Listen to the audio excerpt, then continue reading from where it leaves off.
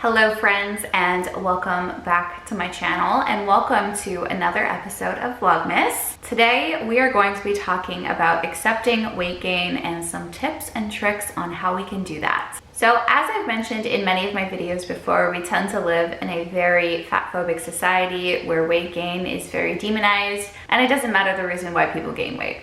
Ever. It's just always seen as a bad thing. Just like weight loss tends to also be seen as a good thing, regardless of the reason why. But sometimes when you've spent a long period of time restricting yourself or moralizing food, weight gain becomes something that we try to actively avoid at all costs, at all times. And gaining weight makes us feel like a failure or like we've done something wrong, which just is not true.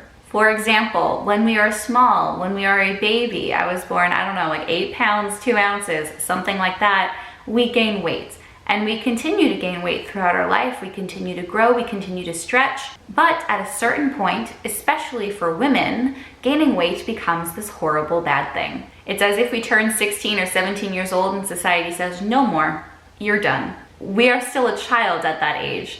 We are not meant to weigh the same that we did in high school. We are meant to change and evolve and grow into our bodies and also gain weight. You are never doing anything wrong by honoring your body and listening to it and allowing it to change in the way that it feels the most comfortable. And that is gonna look different for every single person. You and I, we can do the exact same thing, we can eat the exact same thing, and we would still have different bodies. Weight gain is normal. Bodies changing is normal. But I understand, given the society that we live in and given how we view weight gain, how it can be impossible and sometimes very difficult to see weight gain as a potentially positive thing or as something that isn't bad. So let's get into some tips on how to deal with weight gain in the first place. The very first thing that I am going to tell you is to not weigh yourself. The information that is on that scale is not helpful to you at all. It's not a measurement of your health in the first place.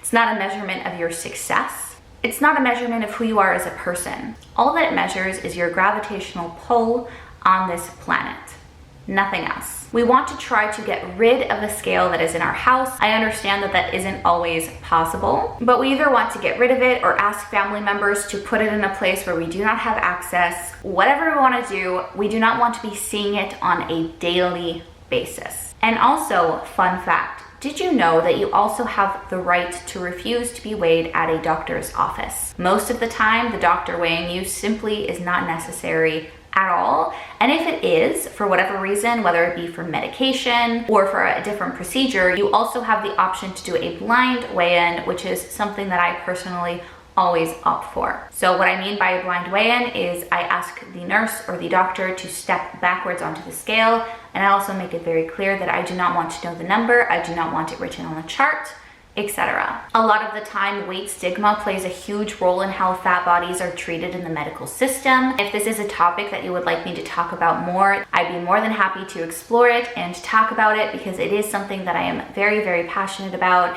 and something that a lot of marginalized bodies deal with on a daily basis. But just understand that weighing yourself, it's just not something that you ever need to engage with. And if you feel the need to weigh yourself, ask yourself why. If you feel good and then you step on the scale and you feel bad because of a number that displays on the screen, I think that that would cause for some reflection on the value that we put on numbers in the first place. The second tip that I have for you is to make your social media and your feed more diverse and also more fat positive. If you have creators constantly trying to lose weight and going on cuts and talking about which foods make you gain weight and which foods make you lose weight, etc., this is a very unhealthy environment to be in the first place. It's very triggering, it's very misinformed, and also it demonizes people in fat bodies. There's this misconception that people are fat because they eat too much food, but people can be fat for so many different reasons that have nothing to do with food at all. And this is something that really isn't spoken about often. So what is the purpose of diversifying our feeds in the first place? Well, if we see the same body over and over and over again, and if we don't look like those bodies, we're gonna think something is wrong with us. We're gonna think that we are the only person with our body type. We are gonna think that we need to change ourselves and mold ourselves into something to look more like those images that we see on a daily or weekly basis. The images that we see of people online can easily distort our reality. And it's really helpful to seek out creators and influencers who celebrate diverse body types, who use very inclusive language, or to follow creators that don't have a lot of emphasis on their bodies at all. Diverse bodies exist, but unfortunately, they're not as celebrated as the typical white, thin woman is on social media. And there are so many accounts on social media who are striving to change this, but make sure that your social media and your feed is a safe place for you. So those are kind of two options: diversifying your feed or making sure that you don't see bodies at all, just to create that safe environment for you. And this is probably gonna mean unfollowing many people, and that's okay. I unfollow people on a weekly basis. You don't owe anybody a follow, ever. Tip number 3 is to buy new clothes. And I understand that I am saying this from a more privileged perspective as somebody who is able to afford new clothes, but going up sizes is very expected in intuitive eating and also within recovery. So we wanna make sure that we have clothing that fits. And if we're unable to buy new clothes, we wanna look at the clothes that no longer fit us, and we wanna make sure that they are no longer in our space. If I open up my closet every day and I see a bunch of clothes that don't fit, I'm constantly going to be thinking about my body changing and the weight gain, and I'm gonna view it in a more negative light. No clothes in your closet shouldn't fit. Clothes that are too tight or uncomfortable or make you feel insecure should be put in a garbage bag or in a box or something and put away or sold. And that's something that I did a lot in my recovery, is that I would put the clothes that no longer fit. And near me, we had this thrift store / secondhand store. I was actually able to trade clothing with them. So for every piece of clothing that I gave them, I was able to get a discount in their store. So I was able to sort of trade clothing. And I know, again, that that's not possible for everybody, but there are so many options. But the most important thing is just to not wear clothes that don't fit and to not have them within your presence, period. And don't keep clothes and just hope that they will fit you one day, because that's not good for your mental health. The best thing that you can do is just let go of them. And how can we let go of them? Well, we can donate them, we can give them to our friends, we can sell them. There's so many options. Tip number 4 is that you simply cannot win every battle. If you are coming from any sort of history with disordered thoughts, you've got a lot of them.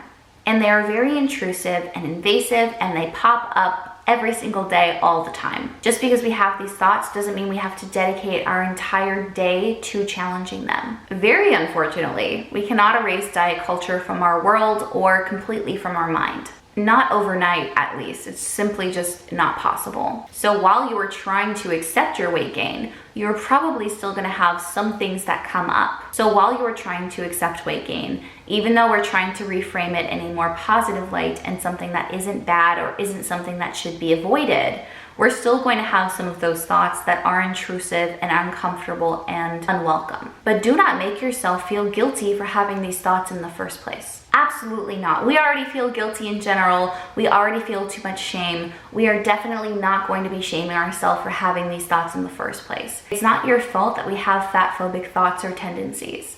Look at the society that we live in. Look at the media that we have consumed ever since we were young. It is not your fault. But we do have a choice. And that choice isn't always to challenge those thoughts, because that can be exhausting. But that choice can be just to have compassion for yourself. Understand that those thoughts may not fully ever disappear, but they don't have to be what you believe in. Sometimes I still have those thoughts. I have thoughts where I think, oh, maybe I would be happier if I lost weight. As long as you are not acting on those thoughts, that is the most important thing. As long as you can recognize them as toxic diet culture, that is also an important thing. Don't blame yourself for having them in the first place, but work on how you react to them. If it ruins your whole day, or if you actually end up following through with diet culture behaviors or thoughts, then that would be something to address. And it can be very harmful to expect so much from yourself. You're not perfect. I am not perfect. We can still have these thoughts and be very anti-diet culture and anti-diet in the first place. The next tip that I have for you is to fill up your free time with creative projects or outlets or something that makes you happy. Something that many people don't realize is how much brain space disordered living takes up. When I was suffering from my eating disorder, I thought about food and body image and weight and fatness and what other people thought about me literally all the time. All the time. And whether this is in the form of counting calories, excessive exercising, body checking, just plainly being unkind to yourself. It's all extremely time consuming. And when we start accepting that weight gain is not negative, and when we start working through these thoughts, ultimately we have more time on our hands. A lot more time on our hands. And if you are experiencing weight gain, maybe it's because we are stepping into intuitive eating, maybe it's because we are recovering, the chances of us having a little bit more time on our hands in the long run is pretty high. And you can spend this time doing whatever you want, but some of my recommendations is to do something that just has nothing to do with the body in the first place. As you guys know, some of my favorite hobbies are reading and writing, and they're just completely outside of the body. Some other examples could be knitting or gardening or playing video games or watching movies, whatever makes you happy. A big part of recovery and accepting weight gain is seeing yourself as more than a body. Our bodies change all the time. One day, hopefully, we're gonna be old and wrinkly, and we're not gonna be thinking about what our body looked like. We're gonna be thinking about the adventures that we had and the people that we loved and the things that we did, not what our body looked like while we did them. Who are you outside of your body? If you don't know the answer to that question, then that's okay. All that means is that there is a lot of exploration for you to do on your part. And I know that that's scary, but it's also so exciting. There's a whole version of you that you haven't met yet, and it's just waiting to meet you. You just have to give it the opportunity to grow. And the last tip, and one of my favorite ones, is to think about everything that you've gained.